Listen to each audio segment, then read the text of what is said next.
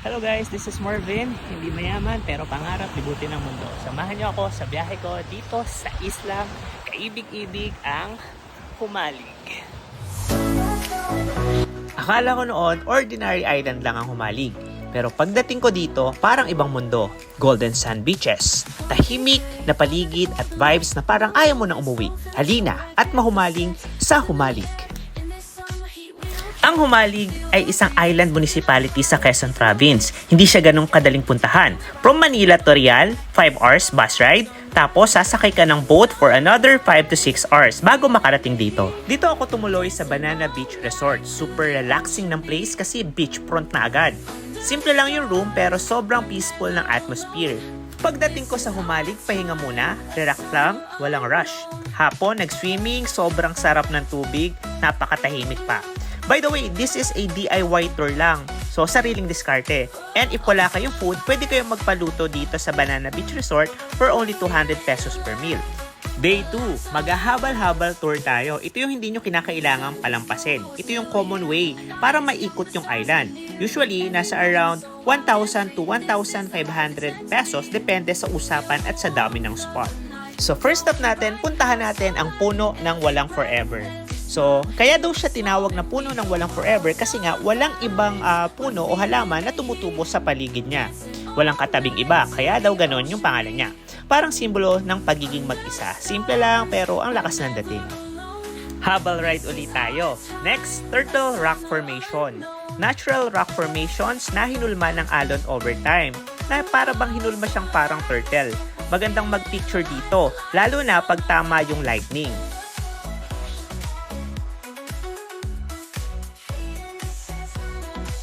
Kumain din ako ng sea urchin at tapalong. I don't know if I pronounce it correctly. Fresh na fresh from the sea. Ibang experience. Pag ganito kasimple pero authentic yung pagkain. Habal ride uli. Next stop, punta naman tayo sa Little Boracay. From the word itself, Little Boracay, para siyang mini Boracay. Ang ganda ng white sand and clear water. Parang mini paradise. Tahimik at hindi crowded. Ang sarap magbaba dito sa tubig. Dito yung pinakamatagal na oras na nilaan ko dito sa Habal-Habal Tour. Next stop natin ang Little Batanes. Dito makikita mo yung wide open landscape na may rolling hills, damuhan at malakas na hangin. Parang Batanes talaga yung feels. Napakalawak ng tanawin. Ang sarap tumayo dito, magpahinga at tignan yung walang katapusang view ng dagat at lupa na nagtatagpo. Perfect din ito for cinematic shots at reflection moments. Yung tipong tahimik ka lang pero ang daming iniisip. At the end of the day and at the end of the tour, sunset viewing sa Salibungot Beach. Tahimik lang, walang ingay. Tapos unti-unting lumulubog yung araw. Sobrang peaceful.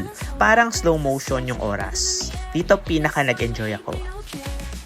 Day 3 sa Humalig. Last day na natin. Konting swim muna sa umaga. Last dip tayo sa dagat bago magpaalam. Napakasarap ng tubig. Parang ayaw mo nang umalis. Then after that, pack up na tayo. Dahan-dahang inaayos yung mga gamit. Medyo tahimik yung moment. Parang ang bilis ng araw. And now, palis na ako pabalik sa reality.